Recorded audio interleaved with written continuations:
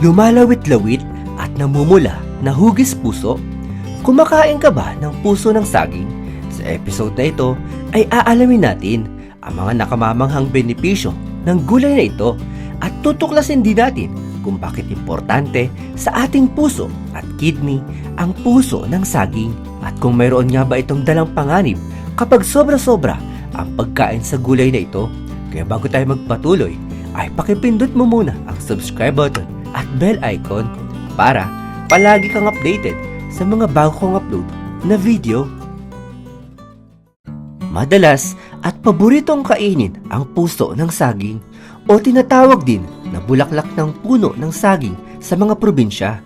Ngunit hindi lamang ulam at simpleng gulay ang puso ng saging. Kung hindi, ito ay isang yaman para sa ating kalusugan.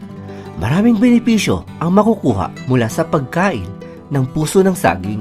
Ito ay sapagkat ang 100 gramo ng puso ng saging ay nagtataglay ng 1.5 grams ng protein, 3.2 grams ng dietary fiber, 524 milligrams ng potassium, 0.4 ng fat, 33.2 milligram ng calcium, 34.1 milligram ng magnesium, at 43.2 milligram ng iron.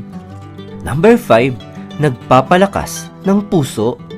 Hindi matatawag na puso ang gulay na ito kung walang benepisyo para sa ating puso, sapagkat kitang-kita naman sa pangalan ng gulay na ito na mayroon ding malaking tulong at benepisyo ang pagkain ng puso ng saging para sa ating puso.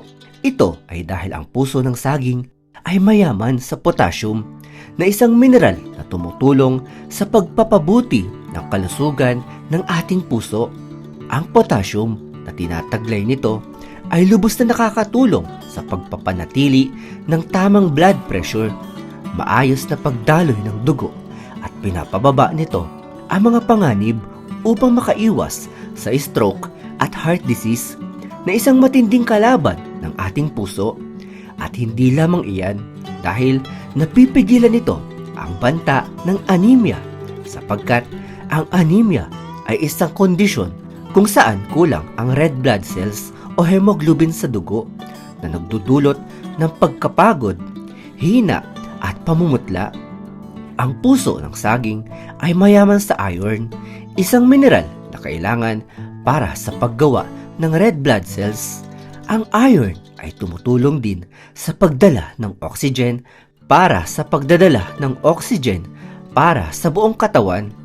Nakakatulong rin ito upang magkaroon tayo ng maayos na kulay ng balat na siyang dahilan upang maiwasan ang anemia, at natutulungan tayo nito upang magkaroon ng sapat na dami ng red blood cells na siyang nagpapanatili ng normal na level ng enerhiya ng ating katawan. Number 4, nagpapabuti sa kalusugan ng kidney. Dahil nga sa mayaman sa fiber ang puso ng saging, kaya naman ito ay isang sangkap na nakakatulong sa paglinis ng digestive system na siya nagtatanggal ng mga toxins sa ating katawan. Ang fiber ay nakakatulong din sa pag-iwas sa hemorrhoids. Ang pagkakaroon ng sapat na dami ng fiber ay isang importanteng sangkap upang magkaroon ng malinis na digestive system na lubos na nakakabuti sa kalusugan ng kidney.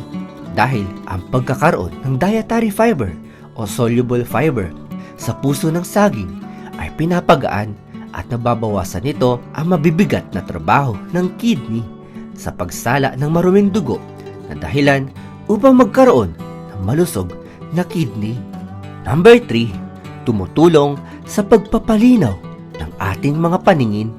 Ang puso ng saging ay naglalaman ng mga nutrients katulad ng vitamin A o kilala rin sa tawag na beta-carotene.